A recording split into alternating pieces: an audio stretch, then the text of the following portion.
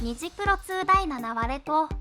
メンバーが選ぶリーダーとビジュタンについて個人的に思うこと。春チームのハートビートリアクション。ケン、ユウ、君たちはどこまで伸びるんよ。来週ついに初の脱落者が。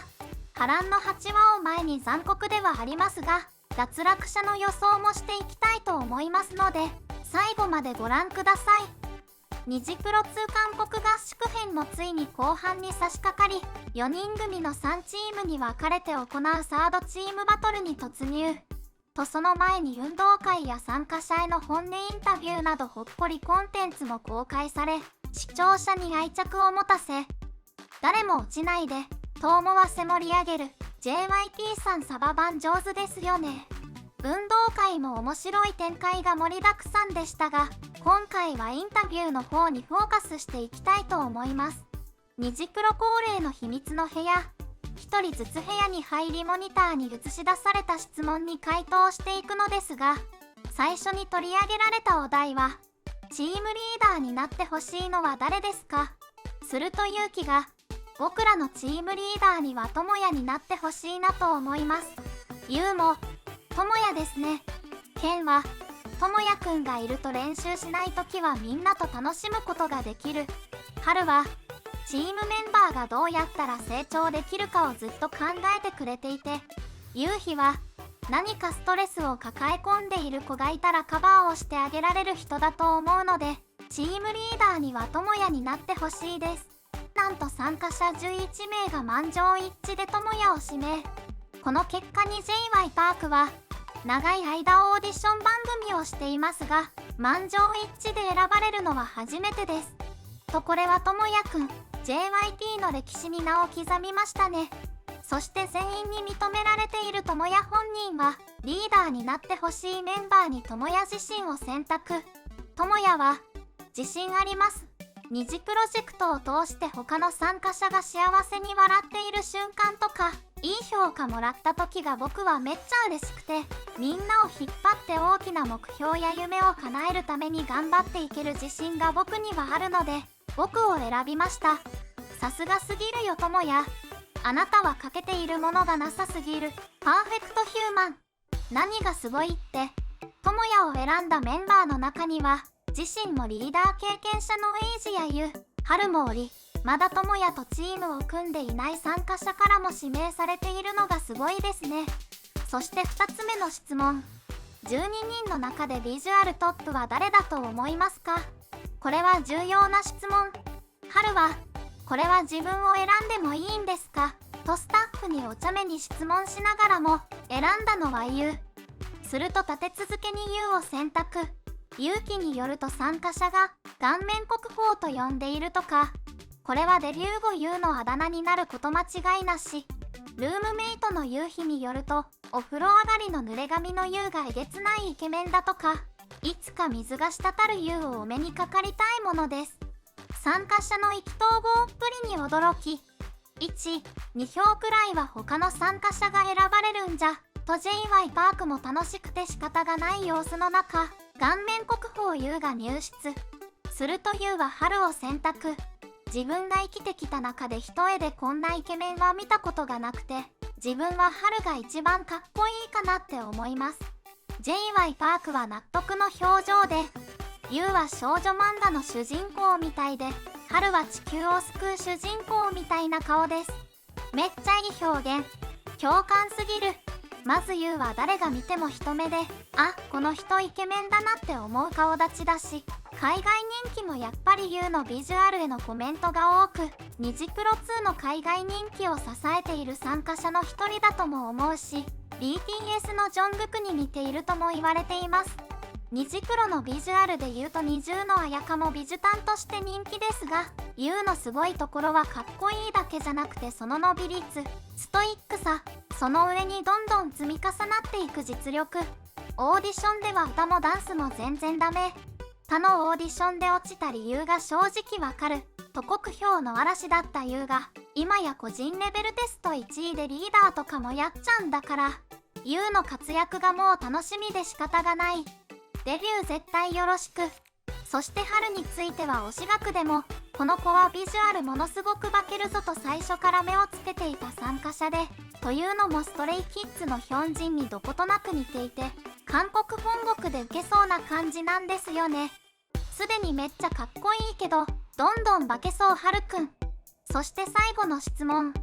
自分が必ずデビューしなければいけない理由について、この仲間とデビューしたいという意思を表明。もう誰も落ちてほしくないよ。でも現実は厳しく、サードチームバトルのルールが発表。今回は4人組の3チームに分かれてバトルし、1位のチームメンバーは全員がキューブを獲得しファイナルステージに進出。2位、3位のチームからは脱落者が出る可能性がある。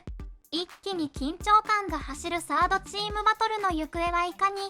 ステージに登場した参加者たちの覇気がすごい。第7話では現在個人順位1位の春が率いるチーム。ケンが袖なしの衣装珍しい。元モデルのセイタ。ジャケット決まりすぎね。上位ランクの実力者が集まった春チームは、ライバルたちがみんな、あの友也も警戒しているグループ。そんな春チームの曲は、2PM のハートビート。嘘だろありがとう。ハートビートといえば、シーズン1でまゆかが爆発した伝説のステージを思い出します。ハートビートがまた見れるなんて、この選曲はメンバーも予想通りだったよ。悲しみや苦しい感情表現を重点的に練習してきた春チームですが、J.Y. パークのサプライズレッスンでは基礎的な指摘が相次ぎ、練習の方向性を誤ったと深刻になるメンバー。重い雰囲気の練習室で口を開いたリーダーの春は、このままじゃ落ちてまう、日本に帰らなあかんくなるで、頑張ってたけど倍で頑張らないとあかんと言い、全員のダンスを細部にわたって1人ずつ調整していく練習にギアを入れました。日本に帰らなあかんでとリアルな現実を突きつけて緊張感を持たせ引っ張る春ですが、春自身もチームメンバーにアドバイスをもらいながら進め、ケンもチームがいい方向に向上していったと練習の雰囲気は明るく笑いが絶えず、とてもチームがまとまっているように見えました。そして挑んだステージは、なんだこれ。まず冒頭、さすがモデル経験が豊富で演技のセイタくん。セリフ部分が一気に曲の雰囲気を作り出していました。まゆかの時の衝撃とはまた違う、セイタの男らしいハートビートが響いてましたね。セイタもすごいんですが、私が一番驚いたのが、冒頭の剣。仰向けでうごめくダンスなのですが、一瞬映ったダンスの表現力がすごすぎて、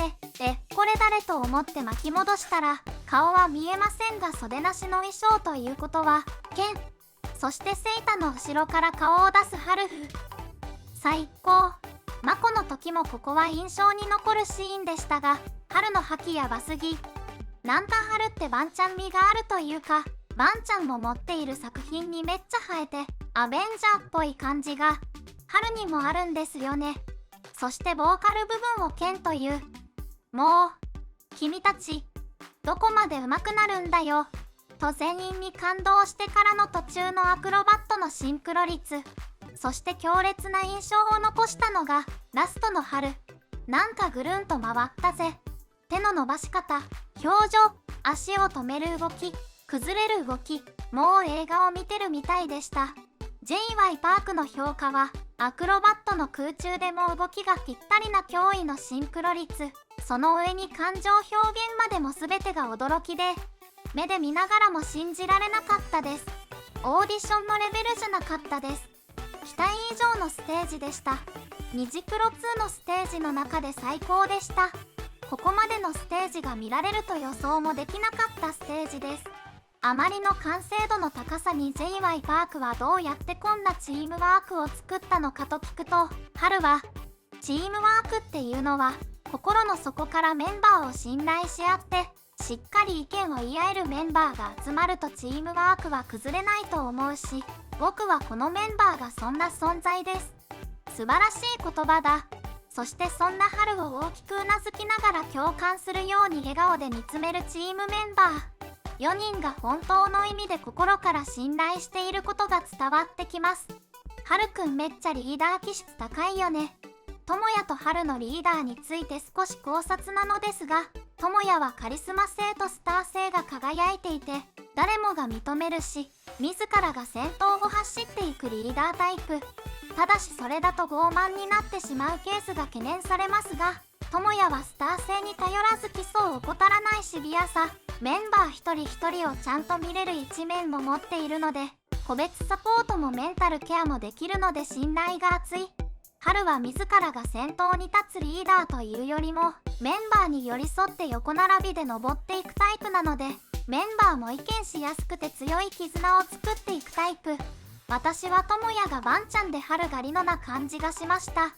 バンちゃんが先導する練習の中、リノが寄り添って練習してくれるイメージがあったので、智也がリーダーで春がサブリーダーにいたら最強すぎない。最高の評価を得てハードルが上がりまくっているサードステージと見逃せない次回予告。ついに脱落者が出る模様ですね。私もずっとニジプロ2を追っかけてきて、誰も落ちてほしくないんですが、脱落予想をさせていただきたいと思います。まずシーズン1の傾向からも予告でカメラに抜かれているメンバーは落ちないケースが多いので、春チーム、智也、勇気は残ると予想。春チームは1位通過っぽいし、勇気くんは日本合宿の時から映像抜かれてること多くて韓国行き確定が予想できちゃうくらい抜かれてるので、デビュー組と予想しています。となると智也チームからミラク、ショーン、夕日チームからイージ、タイガ、壮大。1人ではなさそうなので、2人から3人くらい脱落するのではないでしょうか。デイデイを見ている人のコメントなどを見るとショーンが危ないと言われていますね。ミラクくんは年齢的に若いし、タイガくんと壮大くんはここまで爆発力を見せれていないので怪しそう。でも壮大はメインボーカルのポテンシャル高すぎるので敗者復活ありそう。あと課題曲については 2PM の曲って歌とダンスがバランスよく見せやすいし、ハートビートは勝ち曲な感じするけど、智也チームはストレイキッズの S クラスなんですよね。難易度違いすぎない。前回のショーンとタイガの時もですが、智也チームは曲が難しすぎる傾向にあるので少々フェアじゃないなと思うところも。皆さんはどう予想しますか？次回もニジプロ2を追いかけていきましょう。コメントや高評価、チャンネル登録もよろしくお願いします。